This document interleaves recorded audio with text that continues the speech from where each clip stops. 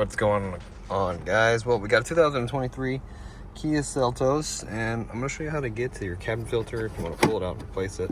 It's going to be located behind your glove box. Okay, and we're going to need to drop the glove box. So the first thing we're going to do is remove the damper you have here. Okay, this damper slows down the glove box when you open it. Now if we look right here, there's stoppers that stop the glove box from opening too far. We're going to need to push them in. Pull the door down, okay? There's one on each side, okay? You might have to go back and forth to get it to come down, but it will come down, all right? So up in here is where the filter is going to be located. We're going to take this door off here. Right here in the corner, we're going to have to pinch these guys right here, and we can pull the door off, okay? This side here just presses in just like that. Now note that this says airflow down. When we replace the filter, we're gonna need to do the same thing, okay? Here is our old filter, okay?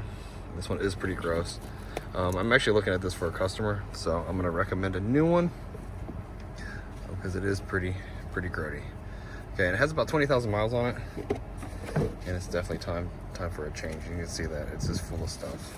Okay, so when you get your new one, you just slide it in here. Alright, put the door back on like this, snap it on. All you have to do is close the glove box now. Alright, and then you can snap the damper back on. You're all done.